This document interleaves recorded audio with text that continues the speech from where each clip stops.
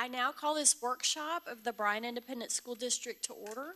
Let the record show that a quorum of board members is present, that this workshop has been duly called, and that notice of the workshop has been posted in accordance with Texas Open Meetings Act, Texas Government Code, Chapter 551. We want to wish a warm welcome to everyone and thank you for being here today. Citizens may make comments about topics relevant to district business. Topics should be limited to 3 minutes, and comments concerning specific students or personnel will be heard in closed session. Do we have any citizen comments today? No. Okay. We would ask that you turn off the sound on all your electronic devices. And first on our agenda, we have our campus spotlight, Navarro Elementary's math camp. Yay!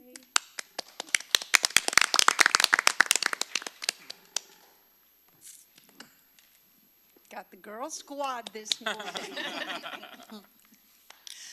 Good afternoon.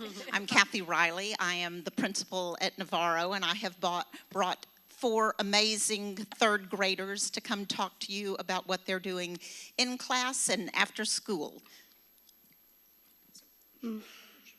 My name is Sarah, and so we go through passages at the end of school, and so tutoring, and we also we read by groups, and then we answer the question, and then we go through it, and then if we be good and respectful and work hard, we get candy. And then we make it fun how we read together and we go through the passage. And so if we get it right, we can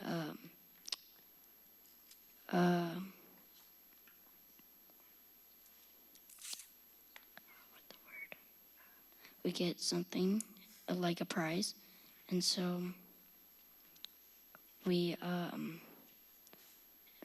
work hard, excellent, and all that. And so that's it.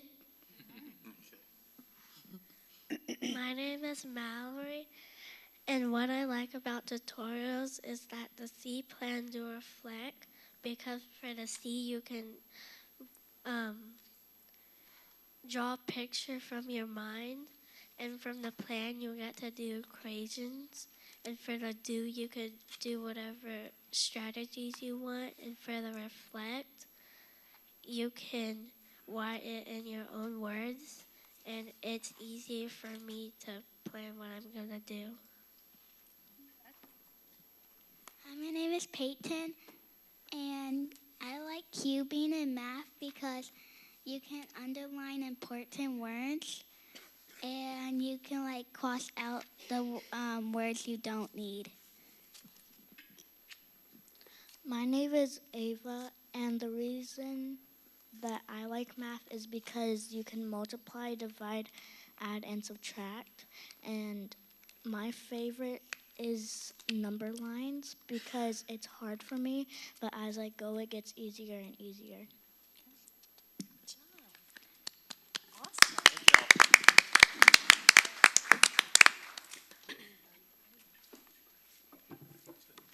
Great job, everyone. Yay! Thank you for So, that. Thank you for your hard work, boys Third and girls. grade or fourth grade? Third grade. Okay. Oh, wow. Make sure you thank your teachers for telling you all of those strategies and teaching you how to be so successful.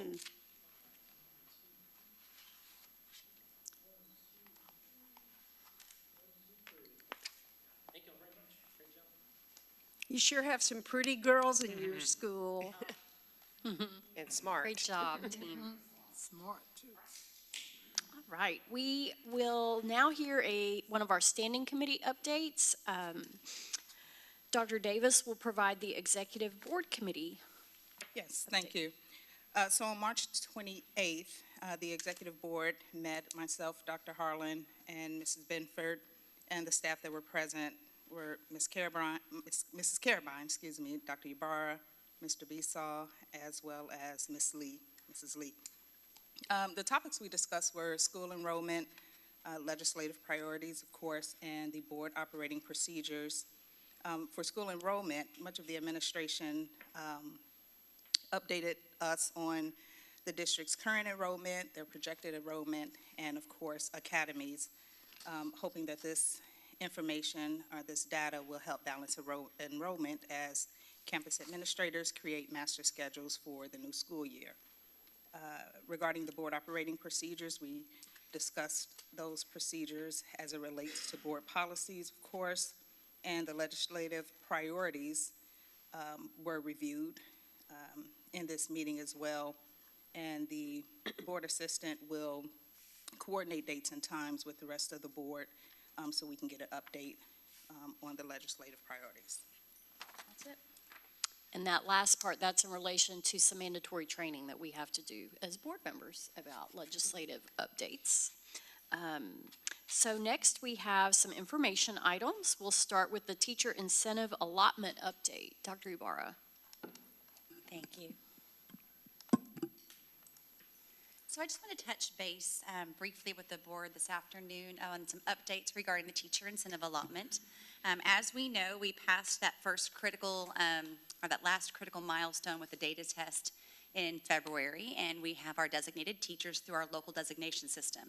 That's our first group of teachers. So when we talk about the team that's been working on this, this is representative of the District Strategic Planning Committee for the teacher incentive allotment. That's been in place since well, right after the pandemic. We've been working together for a couple of years now. You'll notice it's a majority teachers. It's made up of campuses from all over the district, from people in all different positions, but it is majority teachers. Outside of this committee, there are other teacher groups that work to figure out what that student growth measure will be that's reliable and valid for their particular subjects and grades. But this is the team that's been working on it. And so this team has reconvened recently. And we're really working on, if we're going to hold true to what the legislature intended with this incentive allotment, then we're going to look at how can we expand it to other teaching assignments to include more teachers in that process with potential to also reward and retain and recruit them to those teaching fields. So as you recall, we have 3 different pathways. The first one at the very top is National Board Certification that is available to every teacher in the state of Texas, regardless of what their district does. And then we started with what we called Group A when we did our first data, our live data collection. And those were teachers who taught a MAP-tested grade or subject or pre-kindergarten. Everybody else began piloting various student growth measures, knowing that we wanted to expand, we wanted to move forward. And so for the past 2 years, several different teacher groups have been working as a team and working on those pre and post tests with district leadership as well. And they've been piloting their pre and post test. And Jill, Dr. Morris, has been running analytics on the reliability and validity of those pre-assessments. And so just as a reminder, there's a 2-step approval process. First, you do an application. Then you go through a year of live data collection. And then the following year, you find out if that live data collection has passed that test. As a reminder to the board, if you don't pass the data test in step 2, all of the designations you put forward are denied as a group. Okay? Anyone who previously held a designation, of course, gets to keep one, but any new designations that you submitted would be rejected. And so it's really important to be very careful and very strategic about adding additional groups that have met the measures. So for Bryan ISD, we waited until we passed that data test to make sure the foundation was solid before we built upon it.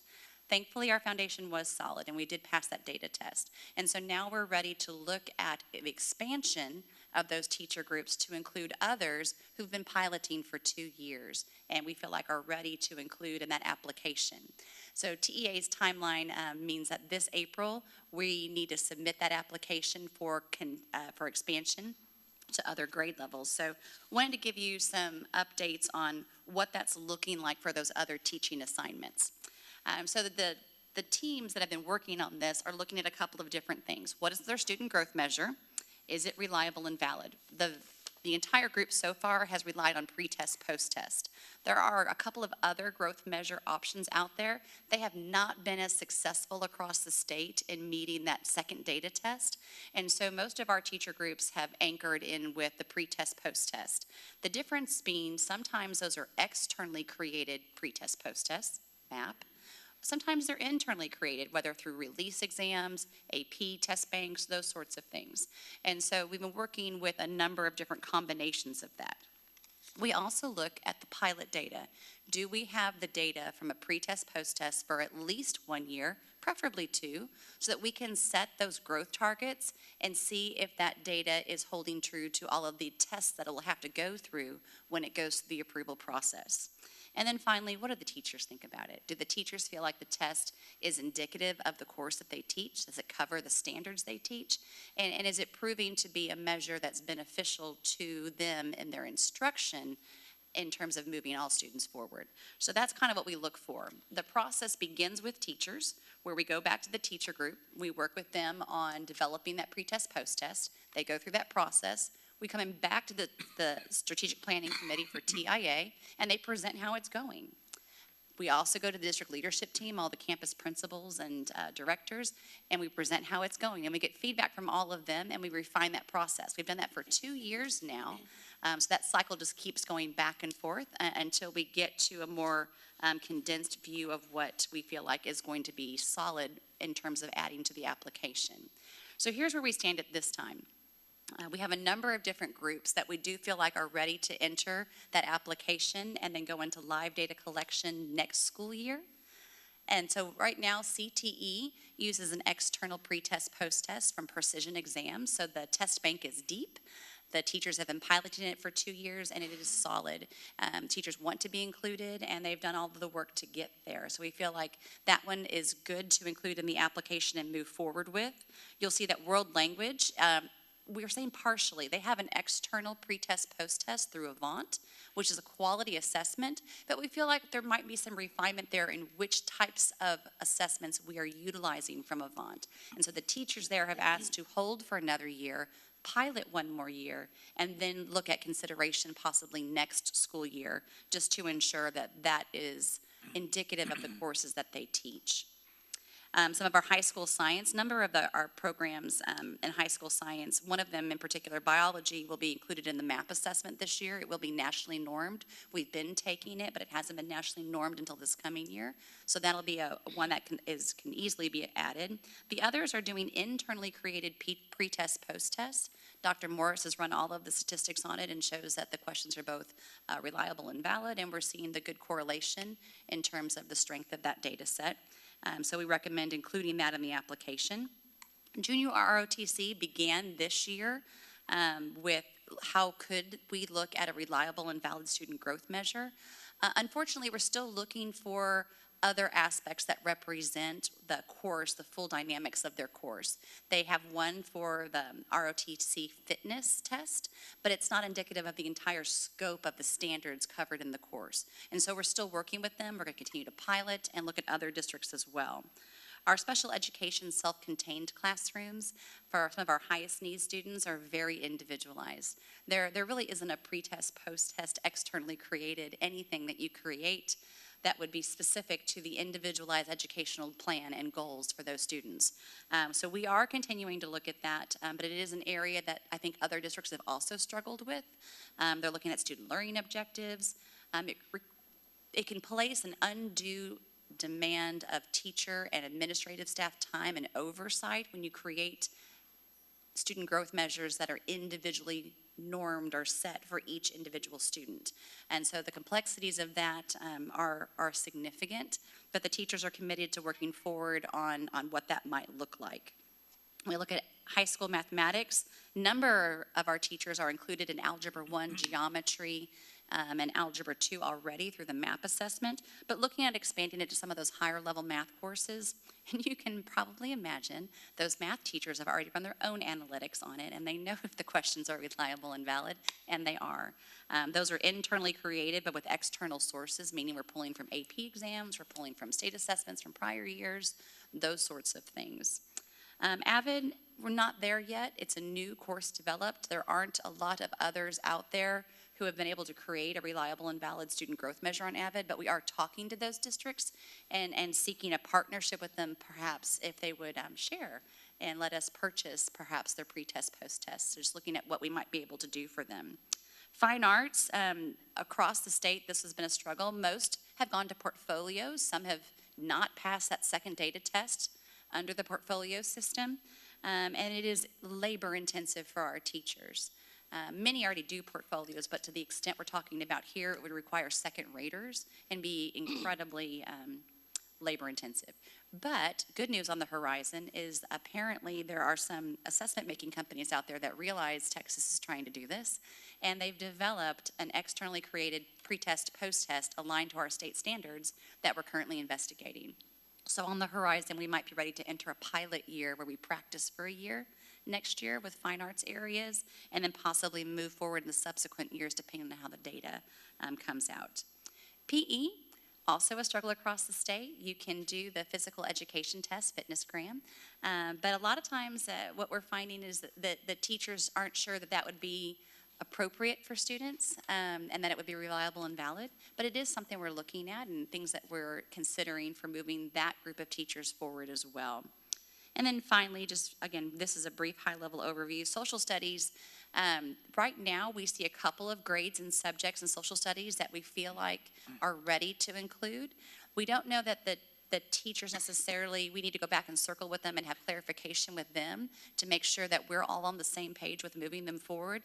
It's also a recruitment tool, and so there are districts that have struggled to include non-STAR tested grades and subjects, but based on their data sets from the prior year, their pre-test, post-test, we believe they're ready to enter. In fact, they had some of the highest scores in terms of reliability and validity with their assessments. So they're still working and going back again. Just remembering this graphic here, going back and forth with those teacher groups to make sure they're included the whole time. And to make sure that we're all in a consensus that this is a test that's indicative of the scope of their course and their standards. So that, again, that was very high level over all the different teacher groups, knowing that we already have the MAP teacher groups in this process. So what happens in terms of our timeline is this month we submit the application for expansions and modifications to TEA. We will get feedback from them in May about what we've submitted. If they want us to change anything, we have till June to resubmit. And then in August, we'll get the final word as to whether we are allowed to expand our TIA system to include those groups in next year's live data collection. So we really won't know until August the outcome of this. But as we do so, much like the first year, we then work with the teachers, make sure they understand the pre-test, post-test, make sure all of those rigorous protocols are in place to ensure testing security and confidentiality. And then we go through live data collection for the school year. And we wait another summer, and then we submit the following year, and then we'll see how that goes. So it's an extensive process. It's a 2-year process for each group that's added in. So it does take a while to come to fruition. So that was very fast and very high level, but I wanted to make sure you had an update. Are there any questions that I can answer for you? Can you give us an update on just backing up? We applied. Ma'am. We were successful. How many teachers received the allotment this year? Absolutely. So we applied. We had live data collection last year. We submitted it in the fall. And this February, TEA let us know that 183 of our teachers qualified under our local designation system. We also were successful in, we facilitate the national board certification process, and we help our teachers through that.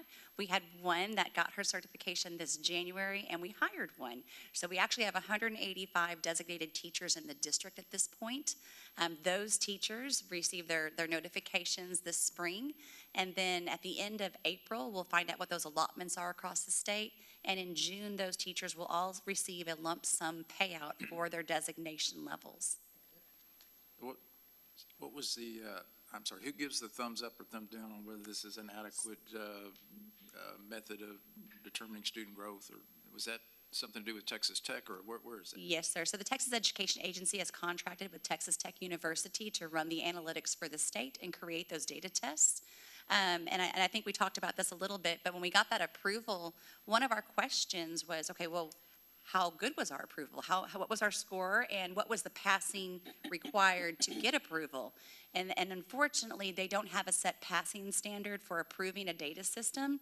They look at the whole district, and they determine based on all of the data points whether or not the district passed or did not pass the data test. So unfortunately, and maybe fortunately, there's not a hard line in terms of what that target looks like. But Texas Tech runs the analytics and tells TEA who passed that test. And if you don't pass that test, then the designations you put forward are not accepted by the state of Texas. Well, kudos to us, because I'm in some different discussion groups, and there are very few school districts across the state who even applied, less who received the authorization to do so. So I hope that assists us in teacher recruitment and retention in the long run. Absolutely. We're super excited. Communications has been working with our HR department on recruiting materials for TIA. Not only that, if you're a TIA teacher, but if you want to grow to be one, we want to grow you too. So come to Bryan ISD and enter our local designation system. We're committed to your growth. Absolutely. I have quick question. So, and I know one, say there's a teacher that's been working on this, and she's gotten her accreditation, but then she takes a job in the district that does not have classroom students. What, does she sign away her money? So what happens, in order to receive an allotment from TEA, we give them our list of teachers in the spring semester. Say, here are all of our teachers. And when we say that, TEA has the PEAMS code for it. They need to be coded as 087. That just happens to be the number in PEAMS. But it means they're a classroom teacher like you described. If they're not in a classroom teacher role, then TEA does not send any funding for anyone who's not on that list. So if they're an assistant principal, or they're a librarian now, or maybe they got promoted to a coordinator position or anything other than a classroom teacher, they don't appear on the list, and TEA sends no funding. So there is no more allotment for that individual. Now, it's on their certificate from the State Board of Education for 5 years. So maybe the next year they decide to go back to the classroom, well, then they would be on the list, and the allotment would be received by that district. Okay. So they have those choices, but it is part of statute that they be a classroom teacher. Thanks for helping us navigate all that. Absolutely. All right. Next up, teaching and learning update on preparing students for academic success. And I just want to note the time. It's now almost 12:30, and I have heard from several of our board members that they have other obligations. One is actually catching a flight. I'm not saying skip things, but let's be efficient and expedient in places where we can. Well, and I think the third grade students from Navarro just stole your thunder on some of the great things happening to prepare. Absolutely. All right, so briefly, we talked last week a lot about what's going on across the state, and the board had some great points on, well, what is in our control? Well, this is in our control.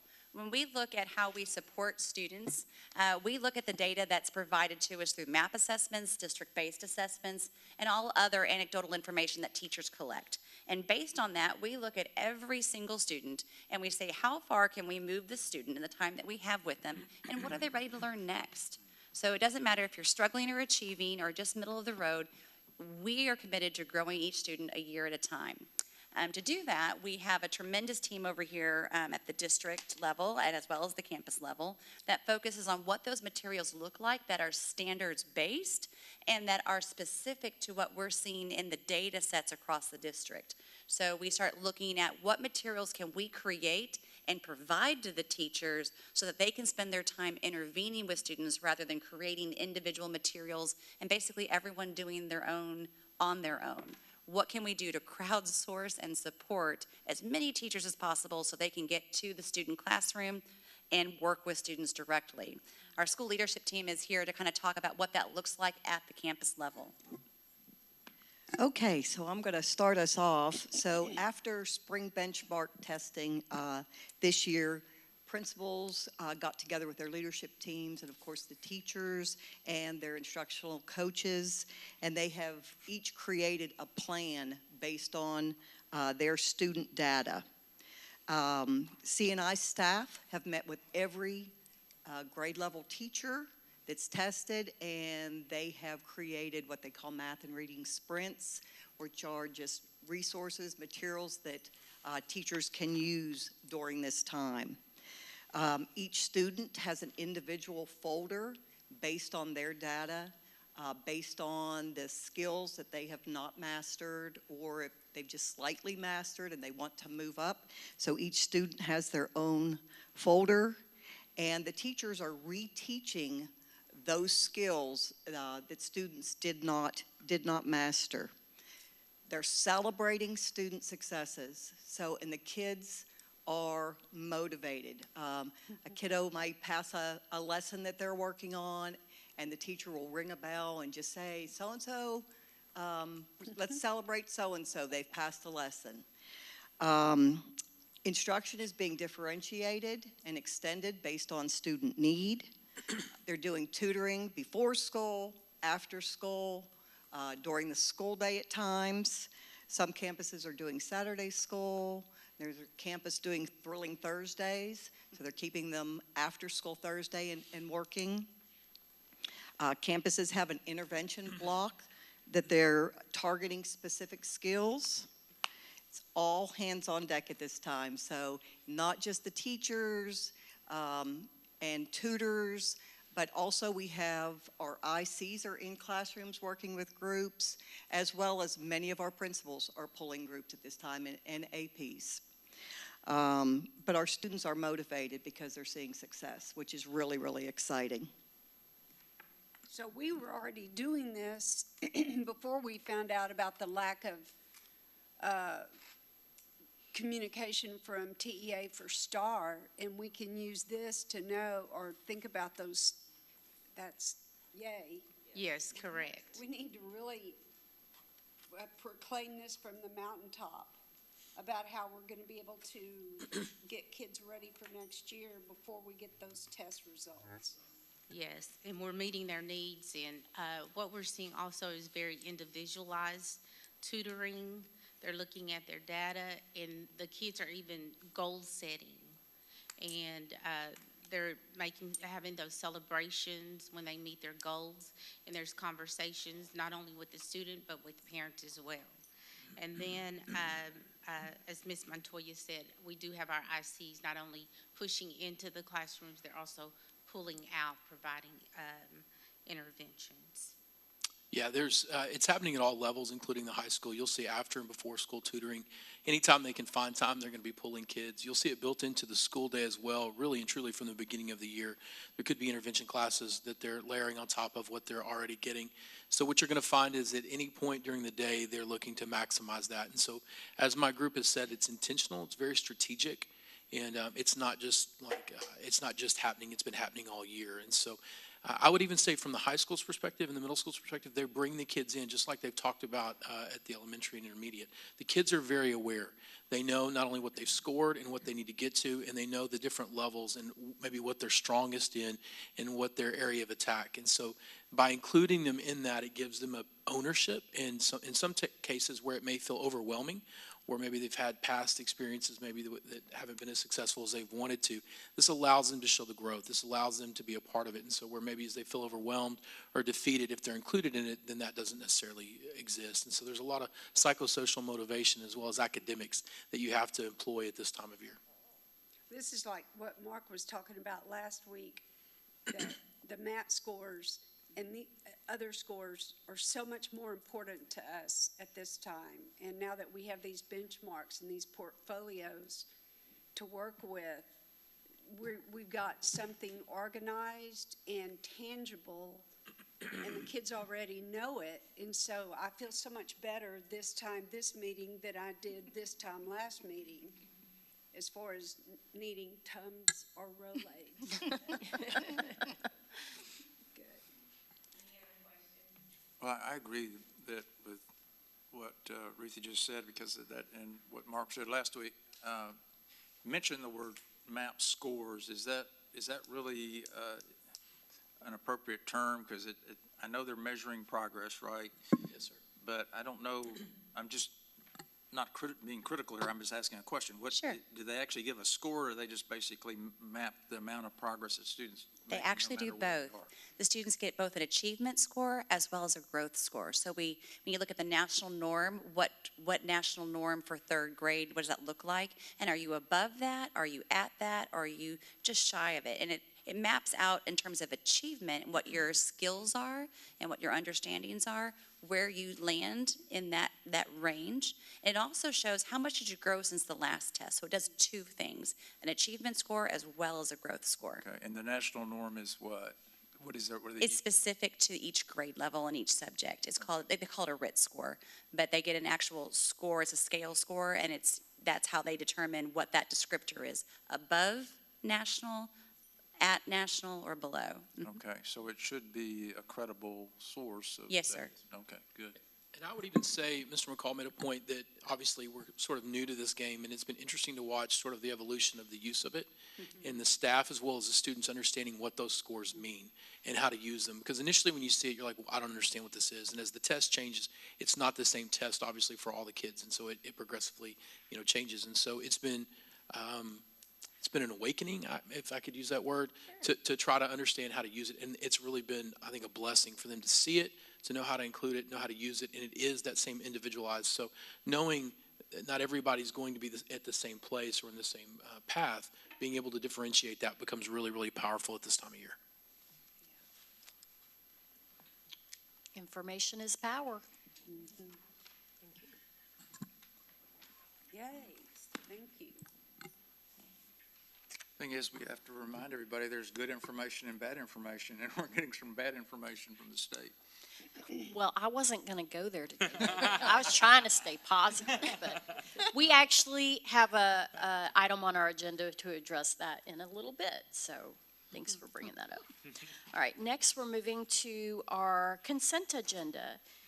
We have two items. If there's no concerns, I'll entertain a motion to approve. I move approval of all items listed on the consent agenda. Second. All right, it's been moved by Mr. McCall, seconded by Dr. Davis. All in favor say aye. Aye. All opposed? All right, consent agenda is approved. All right, next we move to our regular agenda. First up is business services. It's long. Consideration and possible action to approve the recommended ranking and select a design-build firm to provide design-build services for the 2020 bond, district-wide MEP and HVAC systems project, and to authorize the superintendent to negotiate a proposed contract with the top-ranked design-build firm. Thank you, Mr. Besaw. Thank you, ma'am. I'll do my best Paul Buckner impersonation today, so bear with me. But I've been involved in this all the way along, every step, so hopefully we'll be okay. Today we're bringing step 2 of this process back to the board to ask for approval of our finalist and to go negotiate a contract. And as you remember, this step 1 was the qualifications that we brought forward to ask the board to rank back in January, which we ranked our top 3 firms at that time. Then for step 2, we requested pricing methodology and their pricing criteria. We evaluated that and went through the rankings again. And as we've done that, E3 Integral Solutions has risen to the top in both steps on that. So today we're asking for the board to approve negotiating on that contract to do that. And I would say we will have numbers at that time. We can go over all the top firms' numbers and rankings and everything at that time. We would not really discuss the price and the numbers at this time for fear that would possibly compromise our negotiations with the firm, the top firm. But when we bring the contract back, we'll have all the numbers for all the firms, and we can discuss that at that time. So we're just ranking them in the order and asking for approval to negotiate with our top firm. Any questions? If not, may I hear a motion to approve?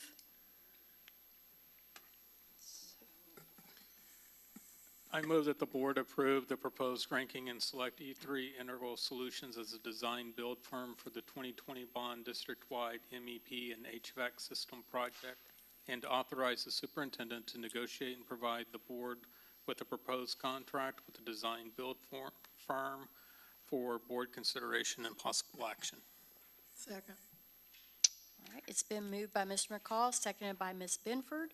All in favor, please say aye. Aye. All opposed, please say no. Motion is approved. All right, next is discuss and consider approval of a contract for the annual financial audit renewal. And I know this one is in your wheelhouse. Yeah, this one, and of course, we've been with the firm of Weaver and Tidwell, I believe for 6 years. We're coming off a 2-year extension that we did from that prior to that. The reason we're asking for a 1-year renewal on this today is that we have a couple of other things that are coming up. One we feel good with Weaver and Tidwell and the work that they've done with us. There is no legal requirement to change audit firms at any particular time. Kind of a good best practice is probably that you change, somewhere in maybe 5 to 10 years. You go too long, you run the risk of having, you lose independence, people working together too long, those kind of things. We don't want to risk that. But we feel this 1 more year probably is in our benefit to do that. We have the bank depository needs to go out for proposal this year. That's regulated by TEA, and it's mandated that does go this year. The other thing is our after-school contract.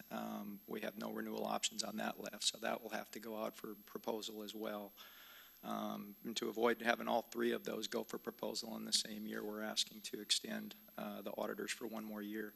We did check with some other districts to see about districts about our size, and we feel that this price that they've come back with, even though it is an increase, it's still well within and probably even a little under market for our purposes. And this will also help us finish up some of the things, the claims that have carried forward for the hailstorms of 20 and 21 and the freeze, and also the ESSER funding, some of which will finish up in September of 23. So with all of that said, that feel like that would be a good option to renew and get those things wrapped up and all of the other things that we've got going on. Okay, any questions for Mr. Besaw? I move approval of engaging Weaver and Tidwell to complete the district's annual financial audit, prepare the annual financial report for the fiscal year ending August 31st, 2023. Second. All right, it's been moved by Mr. Stassi and seconded by Mr. Gonzalez. All in favor, please say aye. Aye. All opposed, please say no. Motion is approved. Thank you, Mr. Besaw. Thank you. Next, we'll move to teaching and learning. Consider approval of the allotment and TEAC certification form. Dr. Ibarra. Thank you, ma'am. So each year we come to the Board of Trustees for the annual certification that we have materials that are aligned to our state standards, that are vetted by TEA, and that meet the needs of our students. This is a necessary certification before we can order any materials utilizing those allotment funds from the state.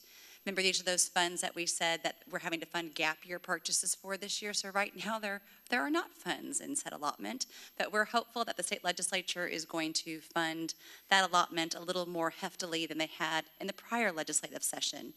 So this afternoon, we're here today to take a look at that survey and just know that when we select materials through our proclamations, it's with a teacher-based committee with community input and parent input that's vetted by the state to align to those state standards when we purchase off of TEA's list.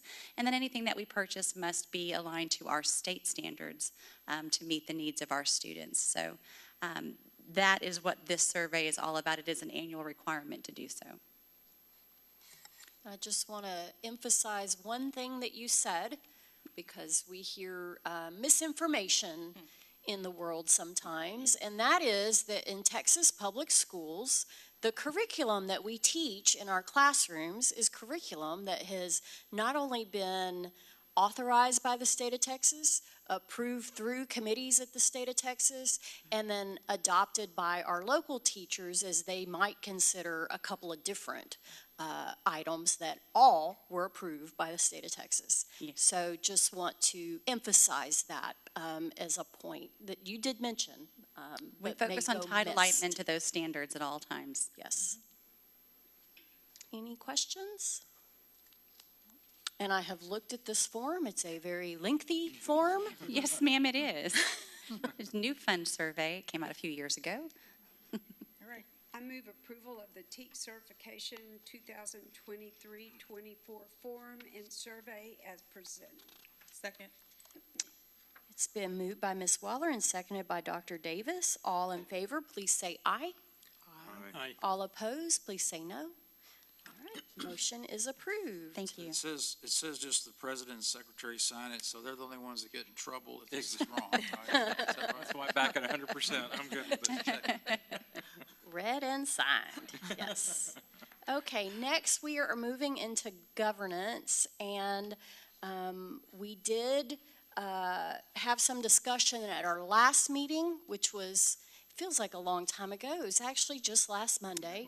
But we have drafted a board resolution in response to our discussion about some of the issues regarding STAR redesign and the accountability system for public schools. So, Dr. Ibarra, I know you have assisted greatly with this. Let me know how you wish to proceed. Well, again, based, like Dr. Harlan, as you mentioned, based on your discussion, these were some of the points that we kind of brought forward and put in the whereas section. And then the be it resolved section aligns to the board's previously adopted legislative priorities so that it all stays consistent with the message this board has been sending since before the semester. So any feedback or adjustments you'd like to have to any of the language, we're certainly happy to accommodate. Well, I liked it very much, and I'm certainly going to vote for it. And I mean, there's a lot more you could put in there. One of the things that certainly is causing a problem is that we need to address shortcomings as the state sees them, at least during the summer. And it looks like that's going to be very difficult because we don't even know what they're claiming the shortcomings are until it's too late. So that's one of the things that's mind-boggling, that is a real problem. But I don't think we can put everything in the resolution.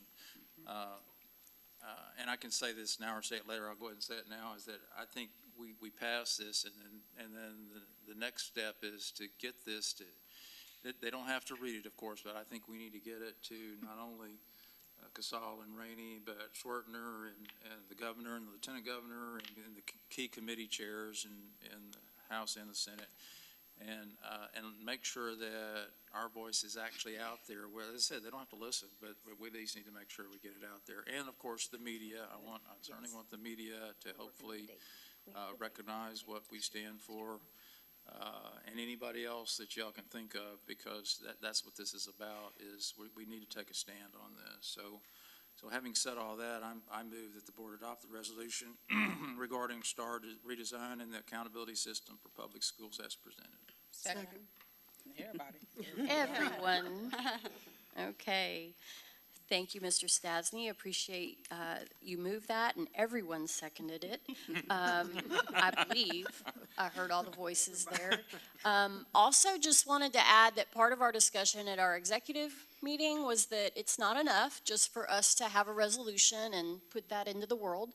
So we are planning a trip to Austin. Our executive team, me, Ms. Binford, and Dr. Davis, are able to attend on Friday, April 28th, and there will be members of our cabinet attending, but want to extend that invitation to other members of our board if you so want to join us to go to Austin just for the day. We will be sending this message in person in that context. So April 28th. It's a Friday, and hopefully, I know legislators is still in session through part of May, so yes. So with that, I wanted to kind of read this, but it's a little long, and I know we're crunched for time, so we will be sharing this. The signed version we'll be sharing, so just be on the lookout for that. So we can go ahead and get it out, and also, you and I talked about leaving early. We all need to actually physically sign it, I guess, before it goes out, right? So can we get that ready to sign so we can? Can you help with that, Tiffany? Okay, thank you. Dr. Harlan, could you read it really quickly? I can. I think it would be really. Okay. Bryan Independent School District Resolution of Board of Trustees regarding STAR redesign and the accountability system for public schools.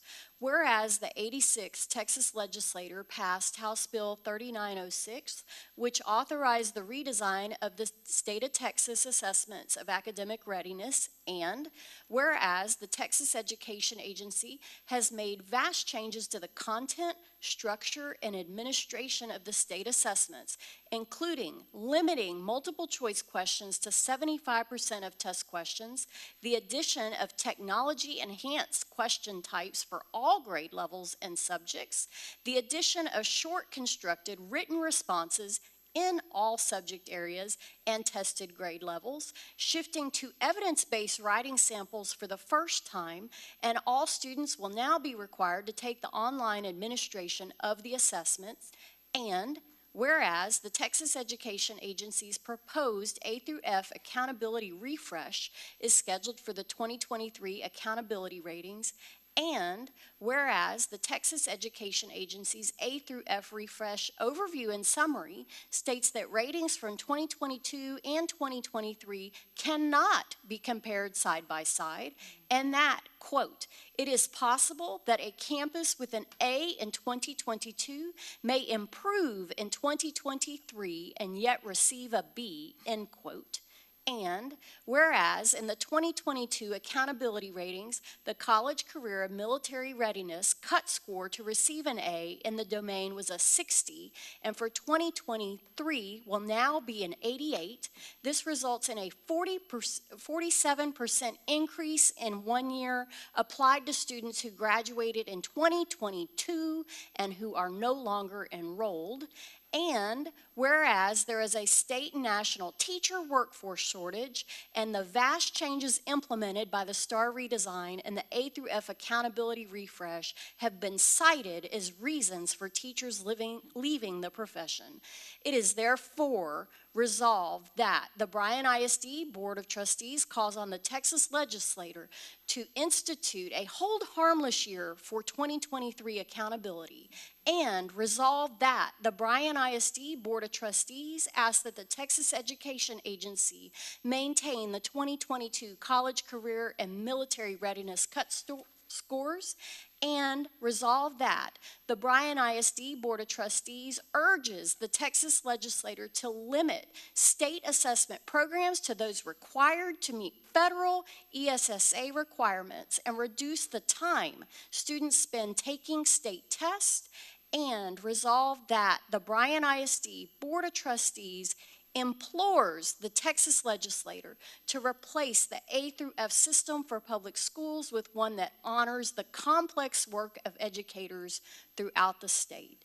I hereby certify that the foregoing resolution was presented to the Board of Trustees of the Bryan Independent School District during a called meeting on April 3rd, 2023, a quorum of the board members being present. It was then duly moved and seconded that the resolution be adopted, and such resolution was then adopted according to the following vote, where we have 7 ayes, 0 nays, and 0 abstentions. Okay. Thank you for reading that. Of course. That's more Very good. Emphasis. Yes, you can. Yes. I know we all seconded it, but we didn't actually vote. Vote on it. Oh, Let's go. let's vote. All in favor, please say aye. Aye. All opposed, please say no. Any abstentions? All right. We can now say it has passed. Thank you. Barbara. Thank you. Hard Please work on remind such a short notice. Yes, we And appreciate Barbara, it. everywhere all of you go, please remind teachers that we're doing this. I mean, it sounds like it's an easy thing, but there's many, many districts that aren't doing this, and we want them to know that we are for them. Yes, ma'am. Please. Happy to carry that. Thank you. All right, the board will now convene in closed session to discuss the following items as allowed by Texas Government Code, Chapter 551.074.0821. No voting will take place in the closed meeting. Any action the board wishes to take as a result of discussion in closed session will take place after the board reconvenes in the open meeting. It is now 12:50.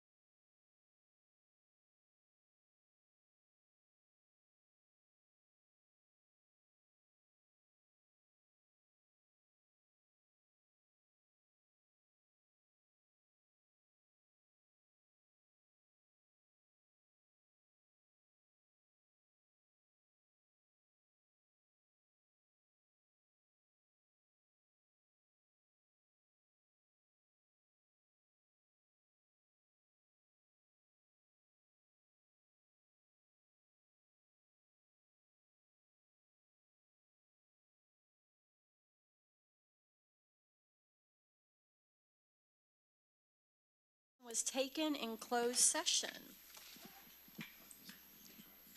We will now hear an update from Dr. Ibarra and Ms. Goodman.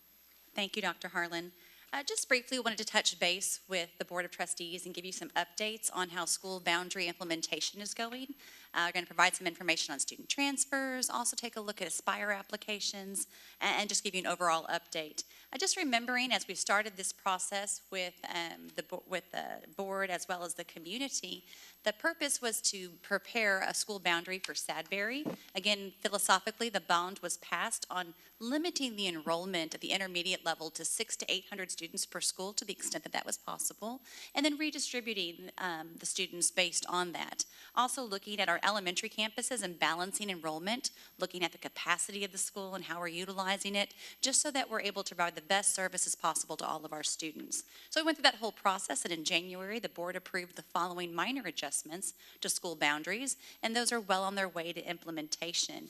As we've done so, the schools have been reaching out. They've been having parent events and inviting the new students who will be attending their school to join them with those events as well. We've also received some requests for student transfers, and that's kind of wrapped in together with all of this, so Mrs. Goodman has that update for you. So prior to the boundary committee meetings, we updated the FC local policy in September, and then we maintained the academic program transfers, and we have recently updated the special circumstance transfers to include extenuating circumstances. So when we look at our student populations, again, we're trying to balance that enrollment, looking at the capacity and utilization, and also making sure students have access to the high-quality programs available at all of our schools. The largest new addition to our programming is the Aspire program. We saw a huge interest in this new model of advanced academics programming at the intermediate, growing 1 year at a time. As you recall, there are 6 different pathways that students get to explore in intermediate that are all aligned to a high school pathway. This year, we saw an increase in interest of students trying to apply to the Aspire program. In fact, markedly over the prior year, I think it really spoke to student interest that they got to experience more than one thing, and that they got to experience it at the school where all of their friends go to school, their home school. So really excited to see that, and with that increase of interest, we also saw an increase of acceptance. So we're excited to see the kids that met the marker in terms of this being a good fit for them, and then also looking at students to have enrichment opportunities that maybe aren't in the Aspire for advanced courses, but also have that interest in some of these specialized pathways and making sure they get those opportunities as well to take a look at that. So all of those letters and information items have gone out to families. But again, really excited to see such a huge interest in participating in our new Aspire Advanced Academics program. Sadbury update, I'm happy to announce that Mr. Scott is no longer a school of one. He's been hiring staff, teachers, and that's been fun. They held their first needs assessment, the campus needs assessment meeting on March the 29th. We had community members there as well as teachers and administrators. Furniture will be delivered on June the 19th. And Mr. Buckner shared with us that the school is still on track for completion within the first week of June. We have some great new pictures of it developing. I think Mr. Scott is obviously a proud parent already and a proud parent of a little baby right now, but he's also a proud parent of a brand new school. And so there's lots of photos that come with that. Every week we get updates. Do you have any questions? Thank you for that update. Thank you very much. All right, everyone. Thank you for joining us today. We have gone through our agenda. With there being no further business, we will now adjourn. Have a great day. Thank you.